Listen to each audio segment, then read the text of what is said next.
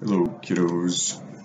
Okay, last time the hobbits lost their ponies. Well, they didn't really lose them. The Black Riders apparently let them out. So now they're about to leave after having bought a pony from Bill Ferny, who's a bad guy, minor bad guy. Okay, here we go. After their breakfast, the hobbits had to repack and get together further supplies for the longer journey they were now expecting. It was close on 10 o'clock before they at last got off. By that time, the whole of Bree was buzzing with excitement. Frodo's vanishing trick, the appearance of the Black Horseman, the robbing of the stables, and not least the news that Strider the Ranger had joined the mysterious hobbits, made such a tale as would last for many uneventful years.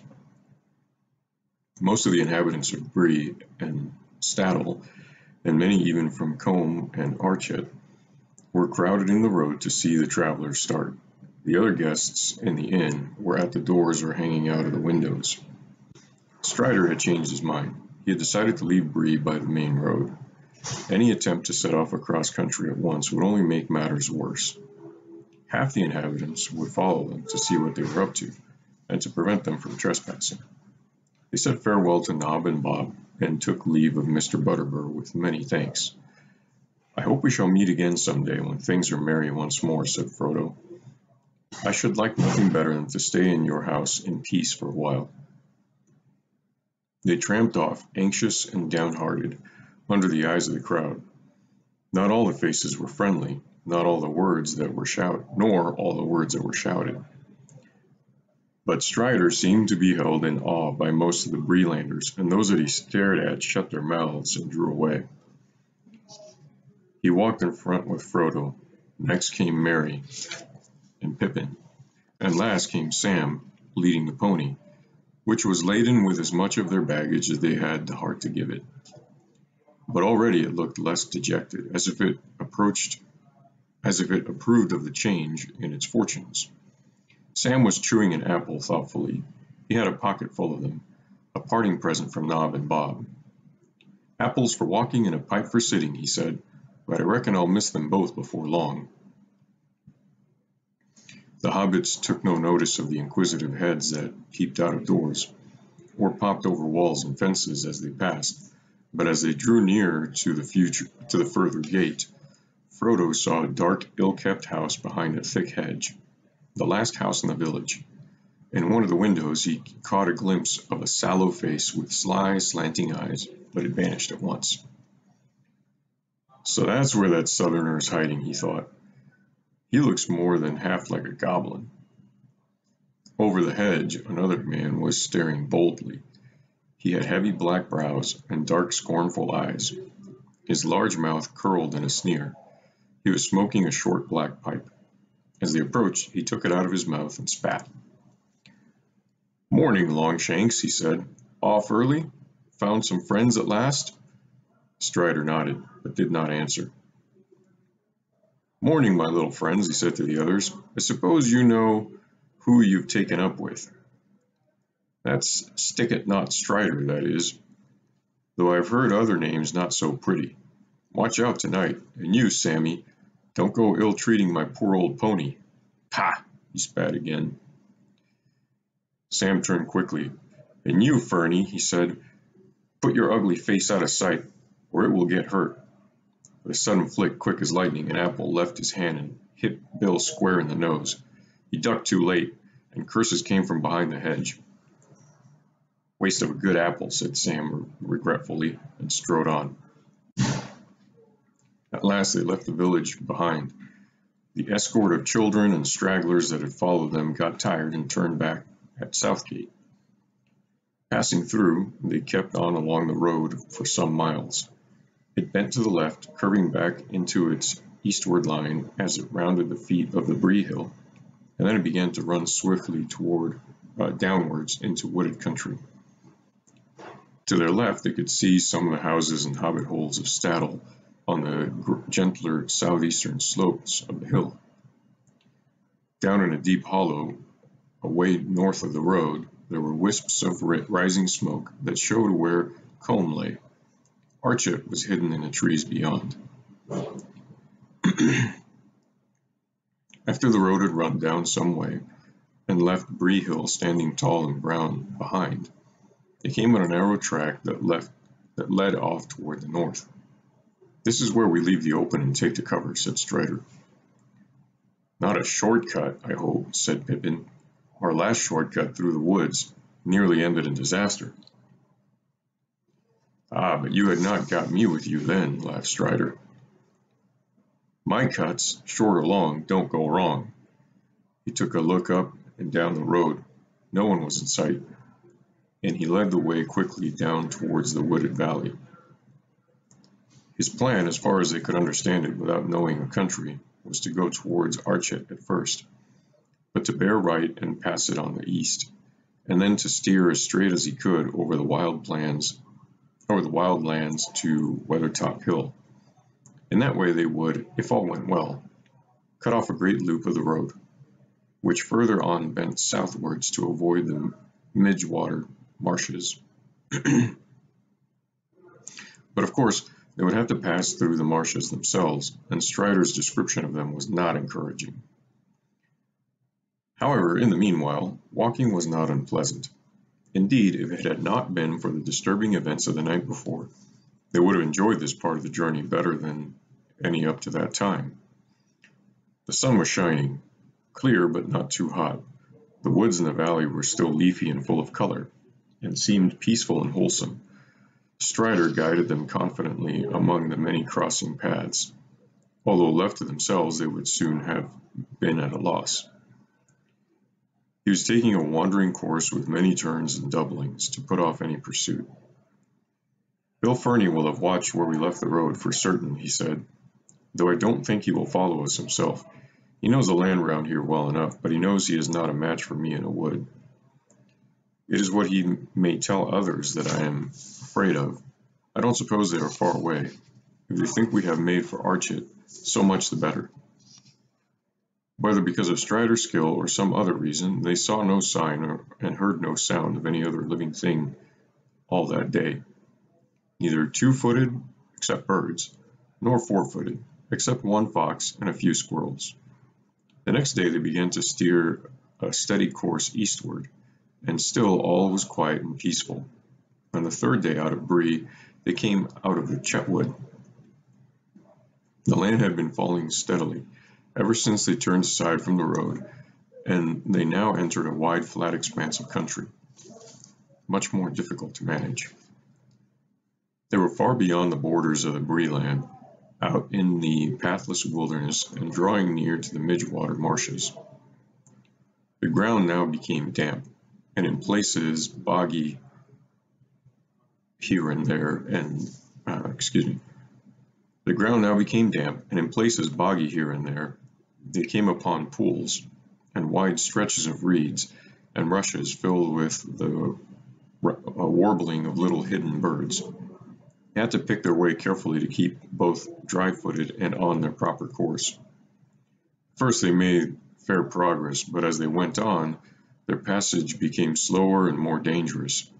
The marshes were bewildering and treacherous, and there was no permanent trail even for rangers to find through their shifting quagmires. The flies began to torment them, and the air was full of clouds of tiny midges that crept up their sleeves and breeches and into their hair. That's why it's called Midgewater. "I'm being eaten alive," cried Pippin. "Midgewater? There are more midges than water." "What do they live on when they can't get hobbit?" asked Sam, scratching his neck. They spent a miserable day in this lonely and unpleasant country. Their camping place was damp, cold, and uncomfortable, and the biting insects would not let them sleep. There were also abominable creatures haunting the reeds and tussocks that, from the sound of them, were evil relatives of the cricket. There were thousands of them, and they squeaked all round, "Neat, breek, breek, neat," unceasingly all the night, until the hobbits were nearly frantic. The next day, the 4th, was little better, and the night almost as comfortless. Though the neat-breakers, as Sam called them, had been left behind, the midges still pursued them. As Frodo lay, Tired but unable to close his eyes, it seemed to him that far away there came a light in the eastern sky. It flashed and faded many times. It was not the dawn, for that was still some hours off. "What is the light?" he said to Strider, who had risen and was standing gazing ahead into the night. "I do not know," Strider answered. "It is too distant to make out. It is the lightning that leaps up from the hilltop. It is like lightning that leaps up from the hilltops." Frodo lay down again, but for a while he could still see the white flashes, and against them the tall dark figure of Strider, standing silent and watchful. At last he passed into uneasy sleep. They had not gone far on the 5th day when they left the last straggling pools and reed beds of the marshes behind them. The land before them began steadily to rise again. Away in the distance eastward they could now see a line of hills. The lightest of them was at the right of the line and a little separated from the others. It had a conical top, slightly flattened at the summit. "That is Weathertop," said Strider. "The old road, which we have left far away on our right, turns to the south of it and passes not far from its foot. We might reach it by noon tomorrow if we go straight towards it. I suppose we had better do so." "What do you mean?" asked Frodo. "I mean, when we do get there, it is not certain what we shall find. It is close to the road. But surely we were hoping to find Gandalf there." "Yes, but hope is faint. If he comes this way at all, he may not pass the debris, and so he may not know what we are doing. And anyway, unless by luck we arrive almost together, we shall miss one another. It will not be safe for him or for us to wait there long. If the riders fail to find us in the wilderness, they are likely to make for Weathertop themselves. It commands a wide view all around. Indeed, there are many birds and beasts in this country that could see us, as we stand here, from that hilltop. Not all the birds are to be trusted, and there are other spies more evil than they are." The hobbits looked anxiously at the distant hills. Sam looked up into the pale sky, fearing to see hawks or eagles hovering over them with bright, unfriendly eyes. "You do not make me feel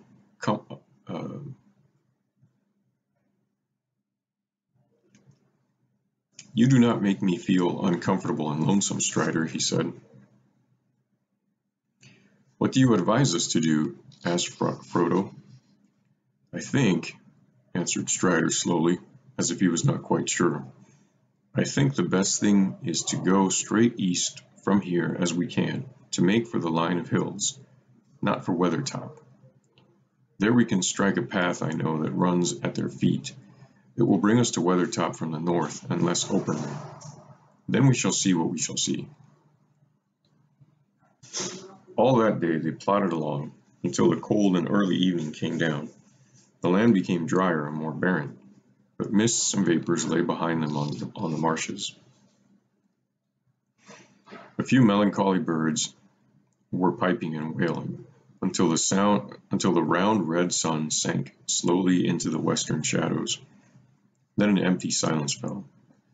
The hobbits thought of the soft light of sunset glancing through the cheerful windows of Bag End far away. At the day's end, they came to a stream that wandered down from the hills to lose itself in the stagnant marshland, and they went up along its banks while the light lasted. It was already night when, at last, they halted and made their camp under some stunted alder trees by the shores of the stream. Ahead there loomed now against the dusky sky the bleak and treeless backs of the hills. That night they set a watch, and Strider, it seemed, did not sleep at all. The moon was waxing, and in the early night hours, a cold gray light lay on the land. Next morning they set out again soon after sunrise. There was a frost in the air, and the sky was a pale, clear blue. Then the hobbits felt refreshed, as if they had a night of unbroken sleep. Already they were getting used to much walking on short commons, shorter at any rate than what in the Shire they would have thought barely enough to keep them on their legs. Pippin declared that Frodo was looking twice the hobbit that he had been. Very odd, said Frodo, tightening his belt, considering that there is actually a good deal less of me. I hope that the thinning process will not go on indefinitely, or I shall become a wraith. Do not speak of such things, said Strider quickly, with surprising earnestness. The hills drew nearer. They made an undulating ridge, often rising almost to 1,000 feet, and here and there falling again to low clefts or passes leading into the eastern land beyond. Along the crest of the ridge, the hobbits could see what looked to be the remains of green-grown walls and dikes, and in the clefts there still stood ruins of old works of stone. By night they had reached the feet of the westward slopes, and there they camped. It was the night of the 5th of October, and they were 6 days out from Bree. In the morning they found, for the first time since they had left the Chetwood, a track plain to see. They turned right and followed it southwards. It ran cunningly, taking a line that seemed chosen so as to keep as much hidden as possible from the view, both of the hilltops above and the flats to the west. It dived into dells and hugged deep banks, and where it passed over flatter and more open ground on either side of it, there were lines of large boulders and hewn stones that screened the travelers almost like a hedge. I wonder who made this path and what for, said Merry, as they walked along one of these avenues, where the stones were unusually large and closely set. I am not sure that I like it. It has a, well, rather Barrow-whitish look. Is there any Barrow on Weathertop? No, there is no Barrow on Weathertop, nor any of these hills, answered Strider. The men of the West did not live here, though in their later days they defended the hills for a while against the evil that came out of Angmar.